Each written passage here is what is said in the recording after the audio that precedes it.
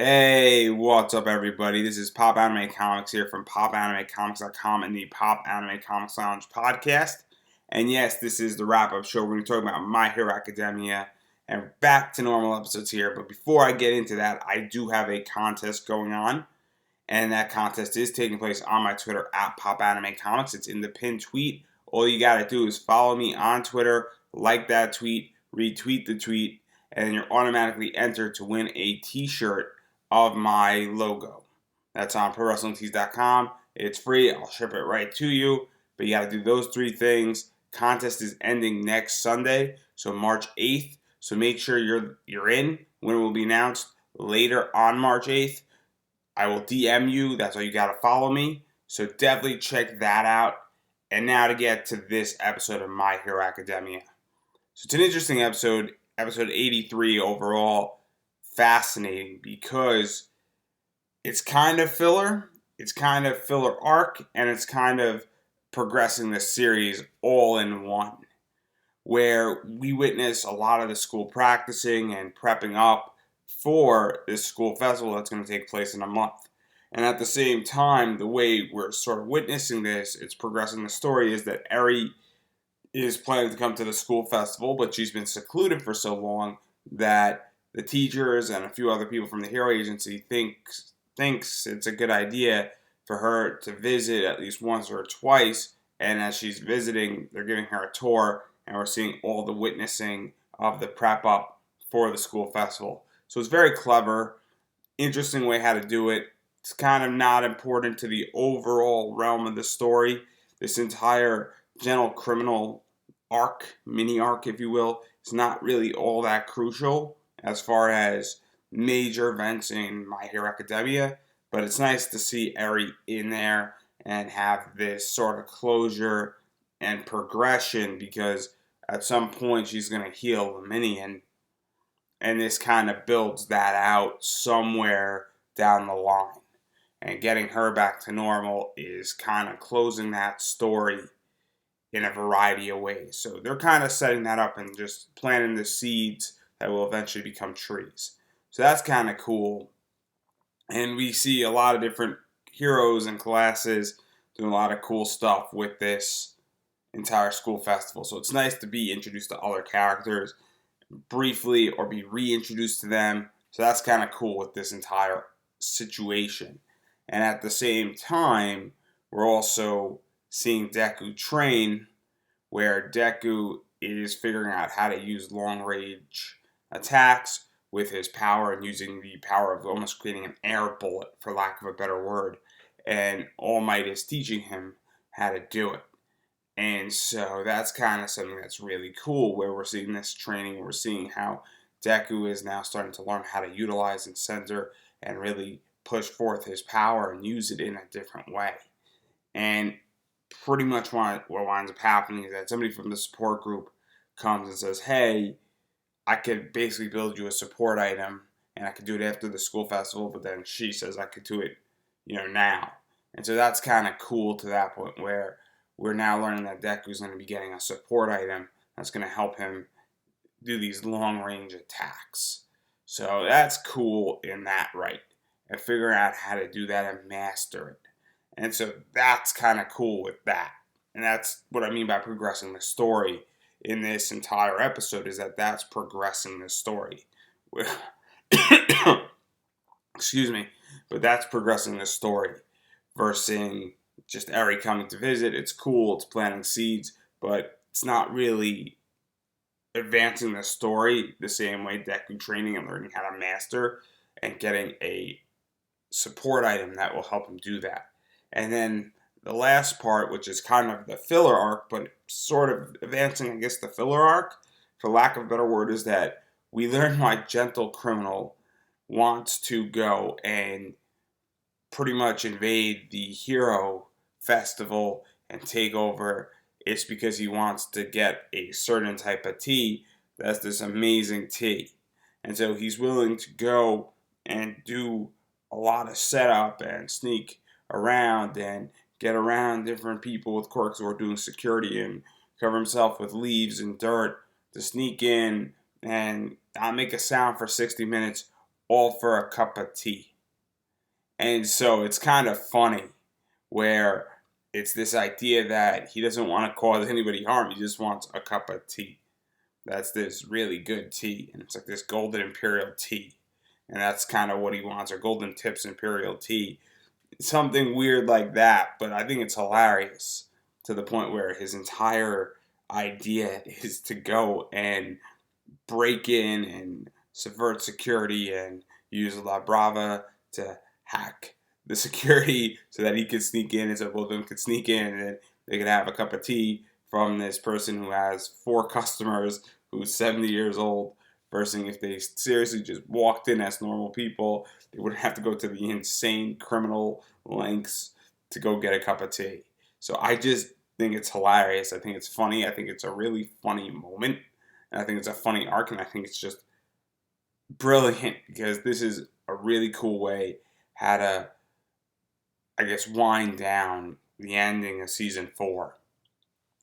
Especially since we're now in a time where villains are now rising to the demand of heroes. And so I just think it's a really clever way on how to do that. And I think it's really smart. And I think it's a nice little filler arc that just is nice. It's fun to watch. It's easy to digest. There's nothing major that I have to think about with this, and I can laugh at it, and I can kind of say, okay, they're sort of real heroes, and they just dealt with a major crisis, and one of their own died. And even though we're still distanced, we are distanced from it, it's nice to know that this series in season 4 is ending on a position that is humorous and that certain hero situations are funny. But it also goes to the fact that there are real threats where a villain is invading the Hero Academy and UA. And so even though that villain isn't much of a threat and isn't a problem and only wants to have as a cup of tea, that's a minor threat, and I think it represents bigger problems with the fact that the world is now changed. Where just because this villain doesn't want to do something, just wants a cup of tea, and is willing to go to extreme lengths to get it and commit criminal activities, doesn't mean the League of Villains is going to go and want a cup of tea. And so if a small-time criminal just wants a cup of tea and is willing to do a huge amount of criminal impasses, if you will, for lack of a better word, what are the League of Villains who actually want to harm heroes gonna do? And so kind of in a weird way raises the standards. And it highlights the standards by downplaying the whole criminal thing and subverting it and turning it into a bit of a joke where committing criminal activities for a mundane thing that could probably simply be walked in and got. But that highlights the real threat of the world now. And I think that's really crucial and maybe I'm reading too much into it, but I think that in a very interesting way, when we go beyond and we start looking at kind of the internal structures and we start peeling off the coatings of My Hero Academia, this is where that's going. And if we start to analyze and peel back, the coatings and start taking a look inside, the workings and the framework of how things are going throughout the entire season of season 4, and even going back to season 3, we are now seeing this being explored and this being under the surface and this now being in the discussion component of it. I think that's really interesting. So I think this arc is fascinating because we're now getting a very low-level crime that is acting and is being employed as a high-level organization. And so that creates a very interesting dichotomy and very interesting just analysis and understanding of where we are now and how the world has changed. And I know I've repeated that just now, but I think that's the only way how to describe it. So that's why I actually love this arc. I think this arc is not necessary. I think that this has already been achieved. I just think that this reinforces that achievement. And I think it kind of reinforces it and makes it obvious and makes it clear, because sometimes as a viewer, I analyze anime thoroughly. It's just how I operate. I write for my website about this. I talk about this with my friends. I tweet about it, and I analyze shows very much in this fashion. A lot of people do as well, but a lot of people don't. And so to make this obvious with this arc just reinforces everything else that has occurred, not to mention that the movie just came out, which also reinforces that concept. So I think that they're really reinforcing because we're getting a season 5. And I guarantee you that this type of stuff is really going to be hit hard in season 5, and probably we're going to get a season 6 because there's too much money in My Hero Academia for not to have 2 more seasons and not have another 50 or so episodes, at least at the minimum.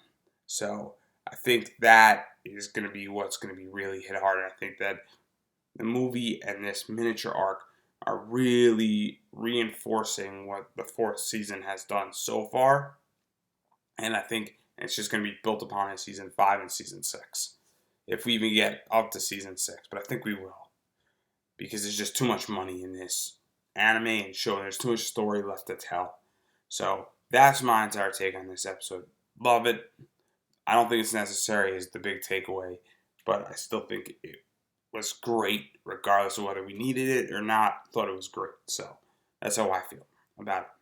Anyway, gonna go through my social here. Contest again. It's on Twitter. It's the pinned tweet. My Twitter's at PopAnimeComics. Follow me, like the tweet, and retweet the tweet. It says contest in it, so you can't miss it. It's at the very top of my Twitter. So do that. You're automatically entered to win a t-shirt. Beyond that, my website is popanimecomics.com. I write about anime, comics, wrestling on my website, so check that out. Also, the rest of my social media is on my website, and so I'm just going to go through that really quickly. My Facebook page is Pop Anime Comics. My podcast is on iTunes, SoundCloud, Stitcher Radio, anywhere else where you listen to your podcasts, and that is Pop Anime Comics Lounge. My Instagram is Pop Anime Comics. I have a Facebook group. It's called DMV Comics Buying and Selling. So check that out. Feel free to join if you're in the DC region or you want to buy and sell comic books and you're going to be in a con, whether that's Otakon or AwesomeCon or somewhere in Georgetown or All-Star Cities Con, I think it's called, or possibly even Richmond. Virginia Galaxy Con is still incorporated in that. So feel free to join that group. I'll put the link down in the description down below. And anything that's Pop Anime Comics is mine unless I owe you money, and then I will quietly walk away as if I broke something in a store. Till next week's episode, everybody have a good week, day, or whenever you play one of my next videos, and enter that contest because I want to give a t-shirt away, and if a bunch of people enter and we got over 200 people there might be more than one giveaway. So retweet it, tell your friends, comment on it, have fun with it, and the more people that join, for every 100 or so people, I'm going to add another t-shirt into it to give away, so you could get retweeting it, definitely increases that. So contest will be drawn on Sunday. I will make an announcement here on who I pick and how I pick them and all sorts of fun stuff with that. So stay tuned for that. And you have to follow me because I'm going to be DMing you personally so that I can find out where to send your t-shirt to if you win. So retweet it, like it, follow me on Twitter, and may the best person get a t-shirt.